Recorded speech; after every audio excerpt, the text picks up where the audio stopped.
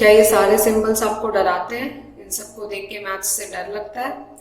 तो डरने की कोई ज़रूरत नहीं है, क्योंकि ये जिस तरीके के डरावने दिख रहे हैं ये वैसे है नहीं, और हम इनसे फाइट कर सकते हैं। हम इस मॉड्यूल में एक्सपोनेंट्स के बारे में पढ़ने जा रहे हैं, इर्रेशनल नंबर्स के, जिसमें कुछ इस तरीके के सिंबल्स दिखेंगे आपको, but we should not get afraid of it. Let's see how we can do them very easily. आपने छोटी क्लासेस में एक्सपोनेंट्स के बारे में तो पढ़ा ही है। Let's revise this. a to the power m into a to the power n is equals to a to the power m plus n। इसका मतलब ये है कि अगर कोई दो बेसिस सेम हो, लेकिन अगर उनके पावर्स अलग अलग हों और वो मल्टीप्लिकेशन में हों, तो we can add them. Similarly a to the power m divided by a to the power n will be equal to a to the power m minus n। अगर दो कोई numbers with same exponents are multiplied, यहाँ पे numbers अलग अलग हैं but exponent same है, तो इसका मतलब होता है this exponent can be taken with both of them multiplied together. ठीक है। सिमिलरली ये डिवीजन के लिए भी होता है। This is equals to this a to the power m to the power n is equals to a to the power m into n।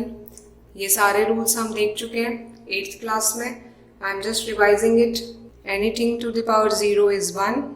अगर negative sign होता है इसका मतलब उसका रेसिप्रोकल होता है।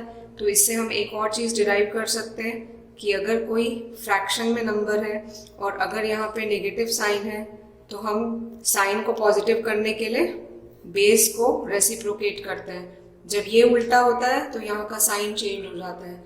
ठीक है। सो एक्सपोनेंट का अगर साइन चेंज करना है तो आपको बेस को रेसिप्रोकेट करना होगा। ये सारी चीज़ें चूँकि नॉर्मल नंबर्स में फॉलो होती है, तो ये सारी चीज़ें इर्रेशनल नंबर्स मतलब कि सर्ड्स में भी फॉलो होती है। कुछ इस तरीके के नंबर्स जब होते हैं √2, √3, तो उनमें भी हम ये सारे रूल्स अप्लाई कर सकते हैं।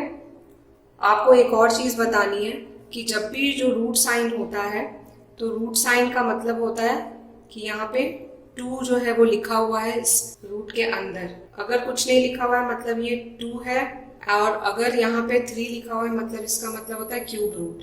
तो इसको हम एक्सपोनेंट के वे में एक तरीके से लिख सकते हैं, और वो है g to the power 1/2। This and this are one and the same thing. Similarly ये जो क्यूब रूट है इसको हम 7 to the power 1/3 लिख सकते हैं। सो हम ये सारे एक्सपोनेंट के जो रूल्स हैं वो इसमें भी अप्लाई कर सकते हैं। आपको ये नोटेशन याद रखना पड़ेगा कि this is same as this. ठीक है। सो अगर आपको कुछ इस तरीके की चीज़ दी हुई है √3 to the power 7, तो आप उसको कैसे लिख सकते हो? 3 to the power 7 into 1/2 और 3 to the power 7/2। तो आप इसको इस तरीके से लिख सकते हो। अब हम कुछ एक चीज़ें देख लेते हैं। जैसे हमने यहाँ पर देखा था कि a to the power m into b to the power n, मतलब दो अलग अलग नंबर्स में सेम एक्सपोनेंट होगा, तो उसका नोटेशन कुछ इस तरीके से होगा। सिमिलरली अगर ये √a और √b है, तो इसका मतलब क्या है? a to the power 1/2 into b to the power 1/2। So this will become a into b to the power 1/2, or this will become √ab। So this into this will be √ab। इसका मतलब ये है कि जब हम √3 into √2 करेंगे तो it will become √6। Okay. Same goes with the division.